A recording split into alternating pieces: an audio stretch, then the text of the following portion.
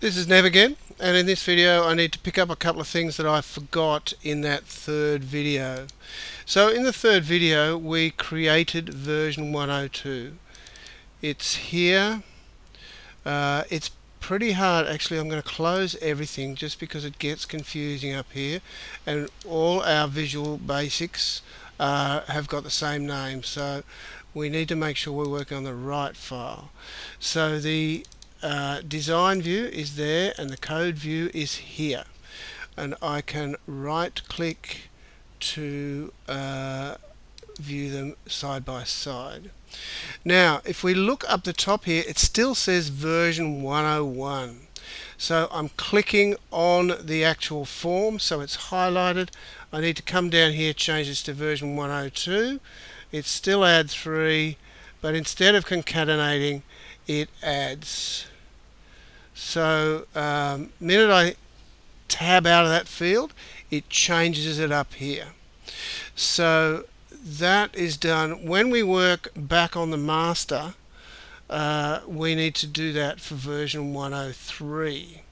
So at least that is done now, so that anyone viewing 102 in VB will see that. Actually, let's just run that. I need to make that the startup. I could have done it up here as well. Make it the startup. There it is, the startup, and let's check. It should have it on the top of the form, and so that we know which version we're looking at. There we go, 102. Let's just add some numbers. 345. Oops, I forgot that first number. 6. Let's go Shift Tab Tab and 7, and enter. And 258. That looks about right. Okay, so VB is done. Python. Let's go in and have a look at the Python file. I'm going to get rid of that. Yep, here's my Python file. Now at the moment I've got this top line. Because Python is command line, I haven't really got a way to explain the versions here. So at least I've got version 102. That's probably enough. Let's run the Python. Now first of all I have to make Python the startup project, and then I have to make this the startup file and run it, and it should say version 102. There it is, version 102. 357. Whoops, I've got to do enter 5, enter 7, and it's adding those. Alright, pressed any key. So I've updated my version number for Python. When I worked through with JavaScript, I updated the version number, but for Pascal I didn't. Now I can do Pascal in here, but it won't change the exe file. So I need to go into Pascal, the editor, Pascal 102. Notice that there is an exe file here for the master because I've run that. Now I've got 102 open, and I need to change this to version 102. Control S. Well, I don't need to do save because the minute I do my execute, it's going to save. I've done the execute now. It says 102, 3, 6, 7. Oh, enter. 4, 6, and that looks like it's adding up correctly. Let's go have a look, see if we've got an exe file. There's our exe file. It's come in. I can run it direct from here as well. Just double click, and so this exe file is what you are going to put in your releases in GitHub. So that's working. Alright, now that that's done, let's go back here. We need to do VBA. Now that stands for Visual Basic for Applications. Let's go into Access first. It's a really functional program, Access. Lots of people bag it, but it can work with a back end and be extremely functional. Let's check. We've got 3 tab 5 tab 7. and enter, and it's concatenating. Alright, to get to the code for this, we need database tools and Visual Basic. And there it is. Let's just make it small so we can have stuff side by side. I've got some comments. So commenting in Visual Basic is just with an apostrophe. At the moment, what I need to do is change my version number up here. So to do that, I need to go into Design View. Okay, now I can change my version number. And this version is going to add as required. Delete.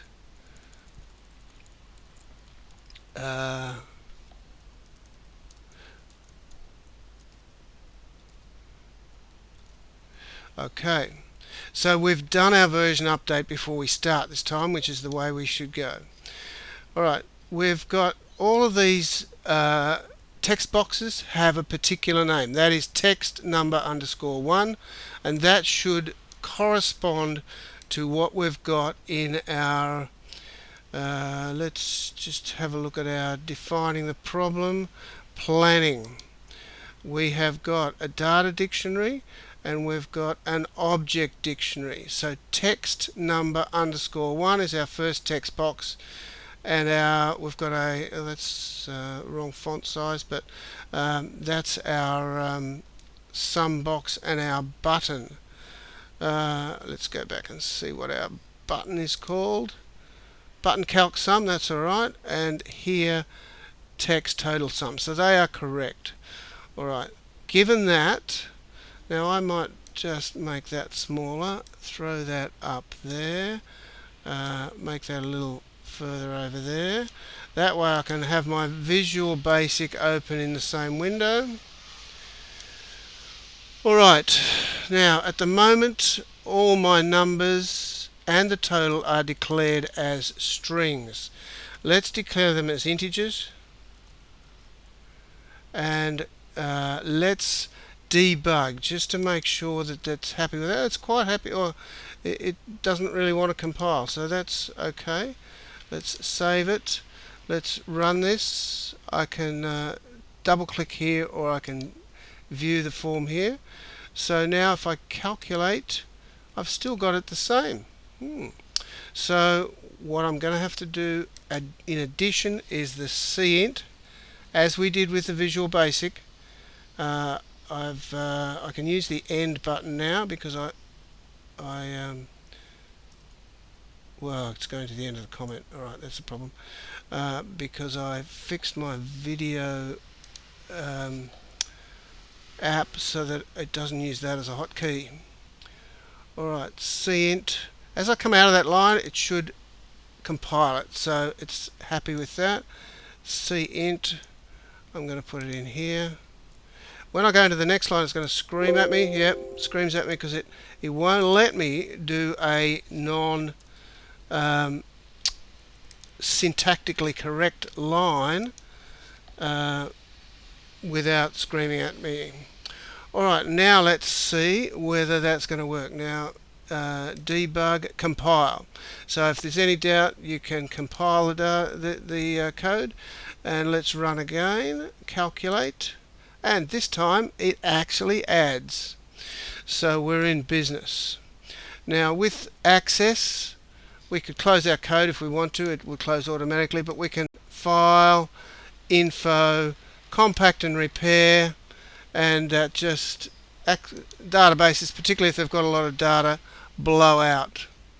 Alright, so there, it's just been updated, and it is yeah, I'm working in the demo file, that's good.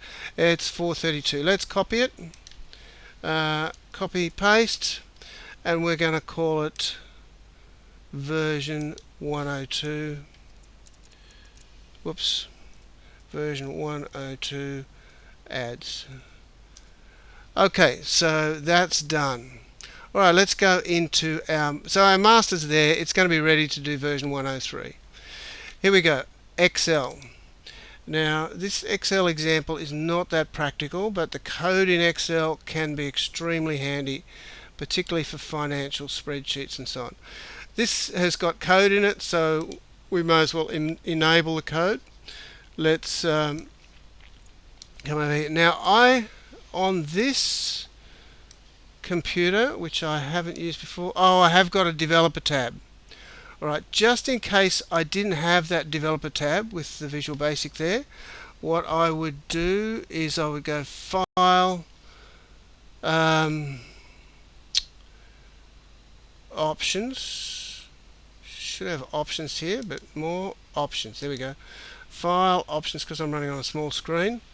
And then I want to customize the ribbon, and I want to check the developer tab.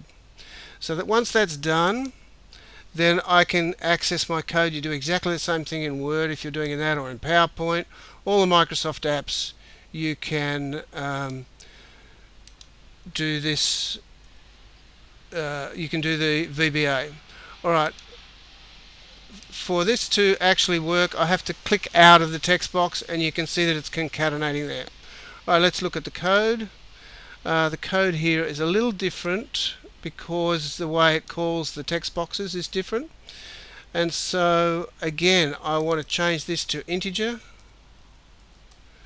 and I want to, and as I come out of that, it's going to make it uppercase, so it automatically compiles, checks the syntax the minute I come out of that, and I'm going to need to convert to integer for each of these lines as well. Let me give a bit more space here. You don't really need this window, so I could close it, but just for the moment I'm going to leave it there. Right, Cint, I need close bracket here. And so I'm going to do that on here. Now if I try and go there, it screams at me. I need to fix that line straight. It automatically puts the cursor in the right spot for me. So it's, you know, for a Mickey Mouse thing, it's a sophisticated editor.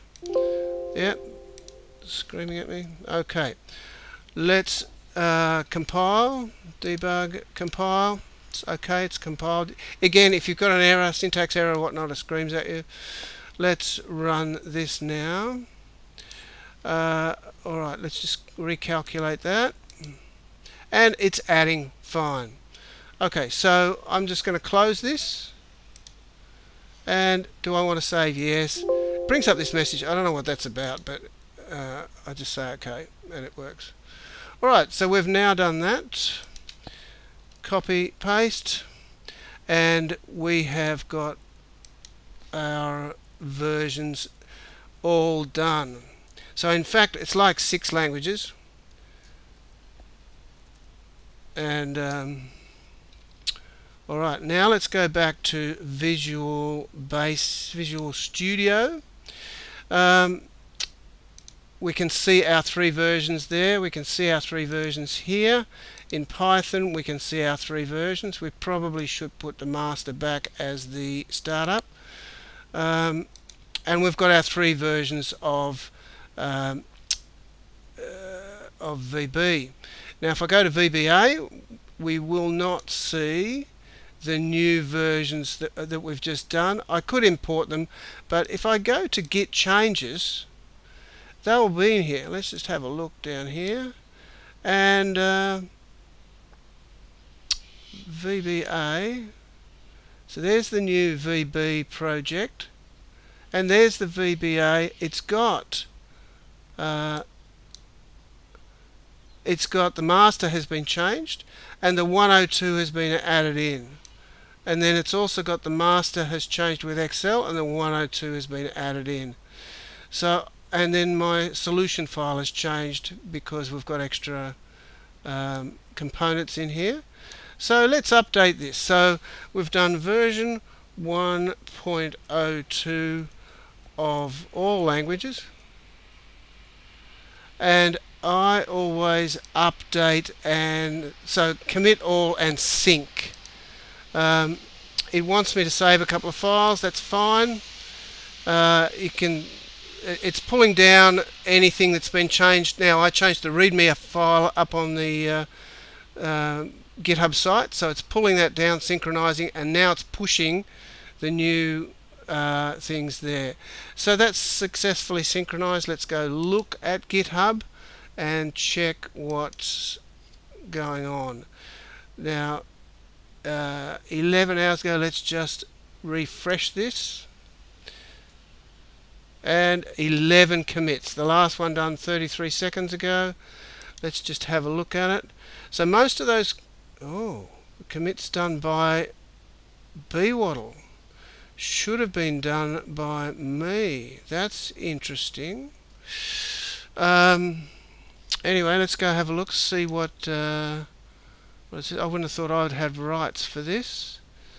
The JavaScript.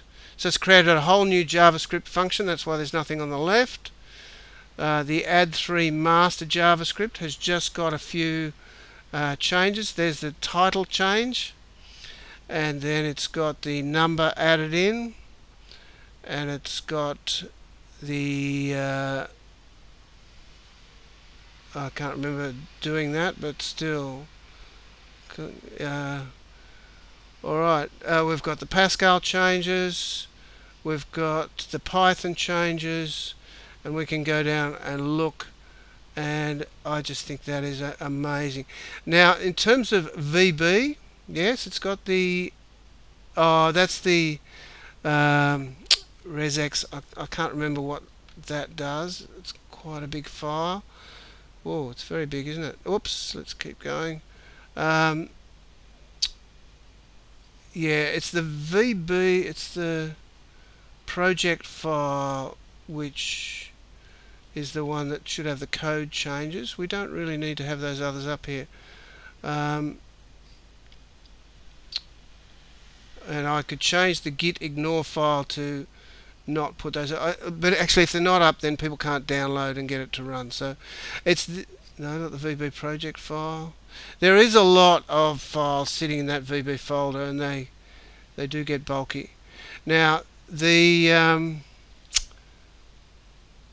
that's the access database. It won't show you the changes there, but it's storing it. It knows that there has been a change. It's storing them as binary files, basically exe files, and the solution file has changes as well. Okay, so that's it for this video. We have completed all the changes that we need for version 1.02.